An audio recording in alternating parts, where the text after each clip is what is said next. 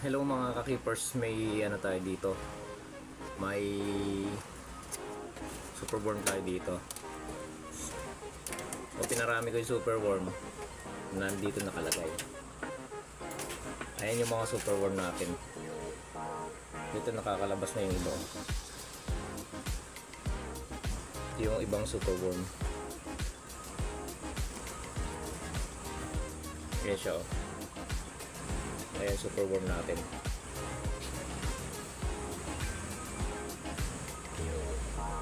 Ayan na sila.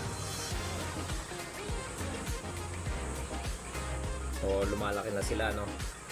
Ito yung mga beetle natin. Kung nakikita nyo yung mga beetle natin, ayan. Ayan yung mga beetle natin.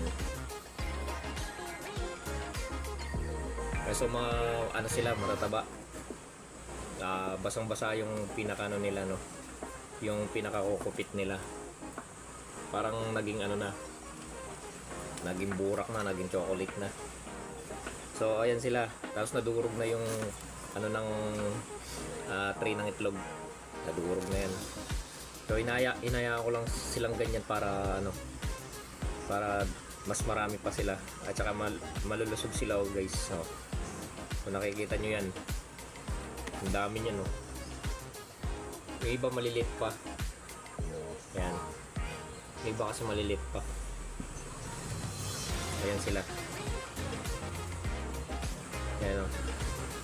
Ngayon ang gagawin natin, lilipat natin yung mga beetle. Yung mga, para mag-anak na naman sa isang lagayan. So marami to guys, limited silang mga anak.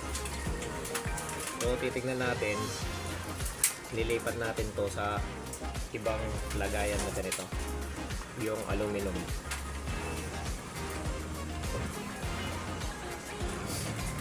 Ayan. So ayan guys, pag kuha tayo ng ibang lagayan nito, ayan sila. Nandyan yung iba, nandito sa may mga ano, nakatago. Yan. Tignan natin kung gaano sila karami, oh. Nakatago lang yung mga yan, marami yan mga yan. Ito malaki na to. Pwede nang gawing beetle to, oh. Yan. Tapos kukuha tayo yung ibang lagayan. Tatagin na natin, tapos kukuha tayo ng ibang lagayan na ganito. Yan. Yung ibang lagayan na ganyan. Na aluminum. Kasi para hindi na kayo ano na ang ibang mga lagayan. Maggawa ng ibang lagayan or mamili pa ng mga ibang lagayan.